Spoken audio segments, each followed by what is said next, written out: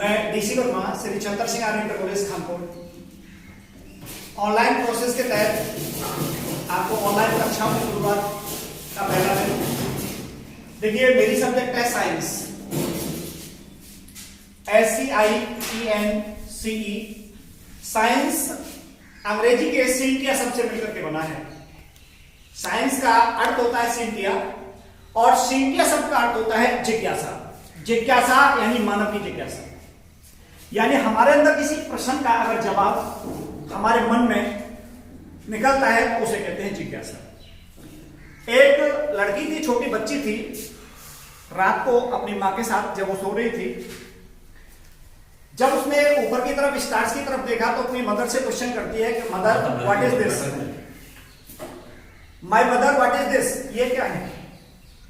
उसकी मां कहती है बेटा इसके बारे में मैं नहीं जानती, क्योंकि उसकी मम्मी जो थी, उसकी मां जो थी वो इलिटरेट थी। बेटा इस चीज को मैं नहीं जानती हूं, ये जाकर के अपने अध्यापिका से इस क्वेश्चन को पुट अप करना। सुबह जब वो बच्ची अपने विद्यालय जाती है तो अपनी टीचर से पूछती है कि व्हाट इज द स्टार। तो स्टार यानी तारों को पूछने की, तारों को जानने की, तारों के बारे में जानने की उसके मन में एक जिज्ञासा उत्पन्न हुई, उसी को हम साइंस कहते हैं। अब साइंस में मेरा पार्ट आता है फिजिक्स, PHYSICS। और फिजिक्स की उत्पत्ति एक फ्यूसिस शब्द होता है, फ्यूसिस शब्द से हुई।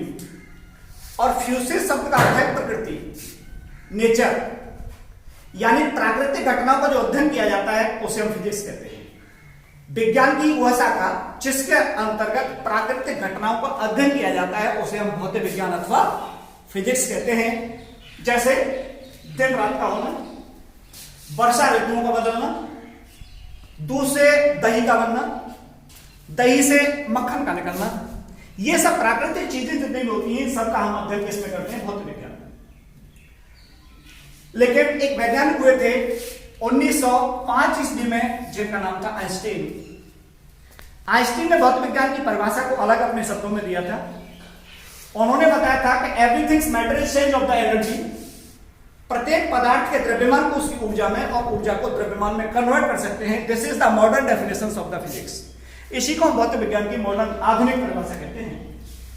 लेकिन साइंटिस्टों ने जब आगे बढ़कर सारी भौतिक विज्ञानों को अलग अलग दो पार्टों में से डिवाइड कर दिया था। एक सबसे पहला पार्ट था स्थूल को इंग्लिश में बोलते हैं मैक्रोस्कोप, और दूसरा पार्ट था सूक्ष्म, और सूक्ष्म को बोलते हैं माइक्रोस्कोप। यानी कि total working is division of the two part of in physics, यानी पूरे जितने भी कार्य क्षेत्र था फिजिक्स का उसे दो भागों में बांटा था।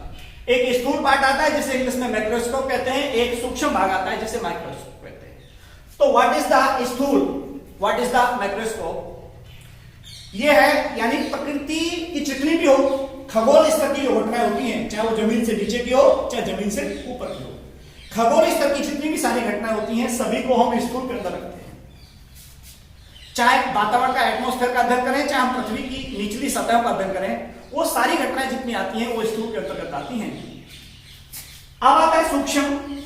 अणु का अध्ययन करें या परमाणु का अध्ययन करें या नाभिक का अध्ययन करें, anybody, atom, system, nucleus, study of the microscope, यानी जितनी भी सूक्ष्म घटनाओं का हम अध्ययन करते हैं वो किसमें आता है, सब माइक्रोस्कोप में, जिसे हम सूक्ष्म घटनाएं कहते हैं। फिर इसके आधार पर, स्थूल के आधार पर भौतिक विज्ञान को अलग अलग सब सब्जेक्टों में बांट दिया गया है। सब सब्जेक्ट यानी उपशाखा में। उपशाखा का सबसे पहला पार्ट आता है ऊष्मागतिकी, थर्मोडायनेमिक्स। देखिए ताप संबंधी जितनी भी घटना होती हैं, जो भी टेम्परेचर संबंधी जितनी घटना होती हैं वो सब थर्मोडायनेमिक्स में आती है, ऊष्मागतिकी में आती है। जैसे हम फ्रिज के अंदर कोई भी चीज रखते हैं तो फ्रिज के अंदर उस समय अगर टेम्परेचर लगातार इलेक्ट्रिसिटी बनती है तो वो चीज कुछ समय के बाद ठंडी हो जाती है। जब फ्रिज से उसे बाहर निकालते हैं फिर वो नॉर्मल टेम्परेचर में आ जाती है। अगर आदमी को बुखार आता है यानी फीवर आता है तो फीवर का हम थर्मामीटर लगा करके आदमी का हम चेकअप करते हैं। कोल्ड स्टोर जितने भी होते हैं, फ्रिज जितने भी होते हैं, थर्मस जितने भी होते हैं, इनकी जो प्रोसेस होती है वो किस पे काम करती है, थर्मोडायनेमिक्स पर, जिसे हम ऊष्मागतिकी कहते हैं। अब थर्मोडायनेमिक्स में अलग चीज होती है। जैसे हम थर्मस के अंदर कोई भी चीज डालते हैं, जो अच्छी क्वालिटी के थर्मस होते हैं उसमें 24 आवर्स के लिए वो चीज जैसे हमने डाली थी ऐसी बनी रहती है। तो वो फिर थर्मोडायनेमिक्स के भी अलग पार्ट्स होते हैं, उसको बोलते हैं हम एडियाबैटिक प्रोसेस, जिसे कहते हैं बिलर में का एडियाबैटिक प्रोसेस। अब ये प्रोसेस भी दो तरह के होते हैं इसमें भी, एक होता है एडियाबैटिक प्रोसेस और एक होता है समतापी, एक होता है उद्घोष। देखिए जो घटनाएं बहुत धीरे धीरे, जिन घटनाओं को होने में बहुत समय लगता है, उन्हें कहते हैं हम समतापी, आइसोथर्मल। और जो घटनाएं अति शीघ्र हो जाती हैं, जिन घटनाओं को घटित होने में बहुत अल्प समय लगता है, उसको बोलते हैं हम एडियाबैटिक प्रोसेस। जैसे साइकिल का ट्यूब आपने देखा होगा बच्चों, साइकिल के ट्यूब की जब हम बाल बॉडी निकालते हैं तो साइकिल के ट्यूब से जो हवा निकलती है उसका समय हम नाप नहीं सकते हैं। आप घड़ी की सेकंडें लगाओगे तब तक सारी हवा बाहर निकल जाती है। तो इस टाइप की जो प्रोसेस होती है जिनका समय बहुत अल्प होता है, जिस समय को हम नाप नहीं सकते, वो सारी की सारी प्रोसेस एडियाबैटिक प्रोसेस कहलाती हैं। और adiabatic process explains of the thermodynamics और thermodynamic explain of the physics. अब सेकेंड पार्ट आता है मैकेनिक्स, यांत्रिकी। सेकेंड पार्ट आता है मैकेनिक्स, जिसे हम यांत्रिकी कहते हैं। देखिए यंत्र में जितनी भी घटनाएं होती हैं, चाहे वो न्यूटन के गति के नियमों का हम उल्लेख करें, चाहे हम जड़त्व के नियमों का उल्लेख करें, चाहे गुरुत्वाकर्षण का उल्लेख करें, ये सारी की सारी जितनी भी प्रोसेस होती हैं वो सब किस में आती हैं?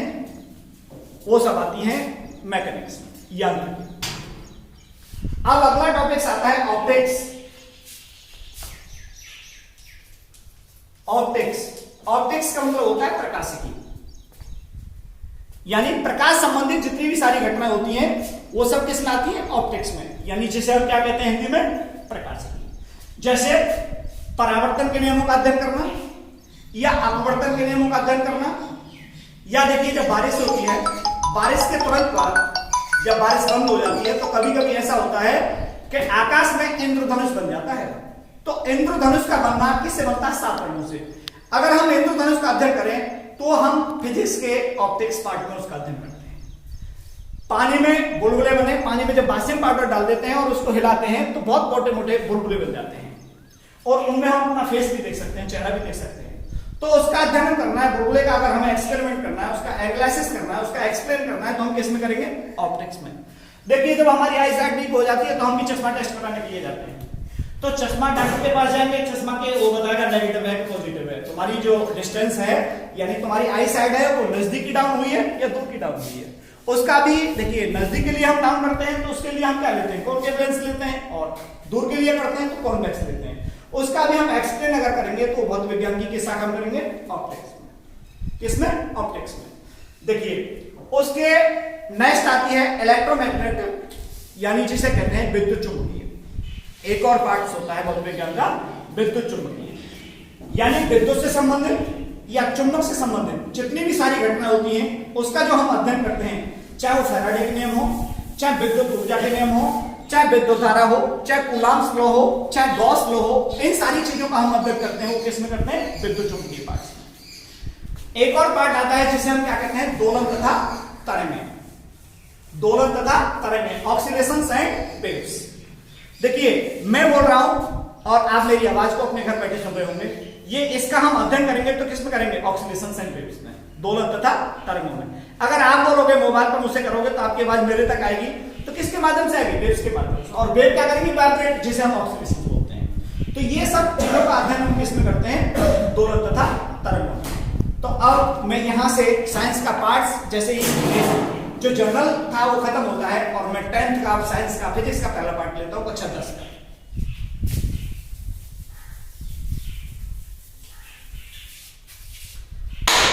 देखिए 10th चैप्टर फिजिक्स का, साइंस का नहीं, फिजिक्स का पहला चैप्टर फर्स्ट, और चैप्टर है प्रकाश। प्रकाश को हिंदी में बोलते हैं लाइट, इंग्लिश में। देखिए प्रकाश क्या है? What is the light? Heading डालें लाइट, और हेडिंग डालने के बाद डैश करके पहले मेरी सुने, उसके बाद एंट्री करना शुरू करें कि प्रकाश एक प्रकार की ऊर्जा होती है। Light is the same energy. प्रकाश एक प्रकार की ऊर्जा होती है जो हमारी आंखों को संवेदित करती है या एक वस्तु से दूसरी वस्तु को दिखाई देने में हमें सहायता प्रदान करती है। उस ऊर्जा को हम क्या कहते हैं? प्रकाश। यानी हमारी आंखों को जो ऑब्जर्वेशन करती है, हमारी आंखों को जो संवेदित करती है, उसे हम क्या कहते हैं? प्रकाश कहते हैं। और प्रकाश के बाद अब आता है प्रकाश का परावर्तन, लाइट ऑफ रिफ्लेक्शन, प्रकाश का परावर्तन, इंग्लिश में जिसे बोलते हैं लाइट ऑफ रिफ्लेक्शन। देखिए रिफ्लेक्शन होता है परावर्तन और रिफ्रैक्शन होता है अपवर्तन। देखिए रिफ्लेक्शन ऑफ लाइट क्या होता है? ये हमारे पास कांच है, कोई भी प्लेन मिरर है जिसे हम समतल दर्पण कहते हैं। समतल दर्पण का एक पार्ट है, एक पार्ट तल है जिससे प्रकाश की तरंग आएगी और टकराकर पुनः उसी दिशा में वापस लौट जाएगी, और एक उसके बॉटम पे, बॉटम नहीं समझते हो, तल, एक उसके बॉटम पे हमने पॉलिश कर दी, और पॉलिश का जो पार्ट है वो हम किसमें पढ़ेंगे? केमिस्ट्री में। किसकी करेंगे? लिथार्ज की या ट्राइक्लोमेट्रेट ऑक्साइड की हम पॉलिश करेंगे इस पर। यहां से हमने ये डाली और ये करंट आएगी और ये टकरा करके इधर चली जाएगी, तो ये इसको हम बोलते हैं अभिलंब। अभिलंब इंग्लिश में बोलते हैं इसे नॉर्मल। और ये है आपतित किरण, आपतित किरण, इंसिडेंस वेव। और ये है हमारे पास परावर्तित किरण, और इसको बोलते हैं रिफ्लेक्टेड रेज। और ये हमारे पास क्या है? अभिलंब।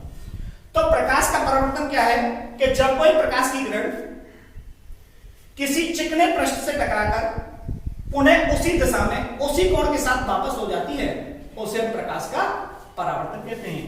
तो ये आपतित के साथ जो एंगल बनता है उसे हम आई कहते हैं, जिसे बोलते हैं एंगल ऑफ द इंसिडेंस। और इसके साथ जो एंगल बनता है उसे हम आर कहते हैं, इसको इंग्लिश में बोलते हैं एंगल ऑफ द रिफ्लेक्टेड। तो ये कोण हमारे पास क्या है? जिसे क्या कहते हैं? आपतन कोण। और ये कोण क्या है हमारे पास? परावर्तन कोण। और ये आपतन कोण और परावर्तन कोण दोनों की वैल्यू इक्वल होती है। कब इक्वल होगी? कब समान होगी? जब मीडियन इक्वल हो। अगर माध्यम समान है तो दोनों कोण समान होंगे। अगर माध्यम अलग अलग है, यानी अगर इंडेक्स अलग अलग है, तो ये दोनों के एंगल भी चेंज हो जाएंगे, क्योंकि मीडियन चेंज होने पर प्रकाश की जो चाल है उसमें परिवर्तन हो जाता है। अगर डेंसर मीडियम में जाएंगे तो प्रकाश की चाल ऑटोमेटिक लो हो जाएगी, अगर रेयर में जाएंगे तो प्रकाश की चाल एकदम बढ़ जाएगी। तो सेम मीडियम होने पर ही दोनों एंगल आई और आर बराबर होते हैं। अब आते हैं, देखिए परावर्तन के नियम क्या होते हैं।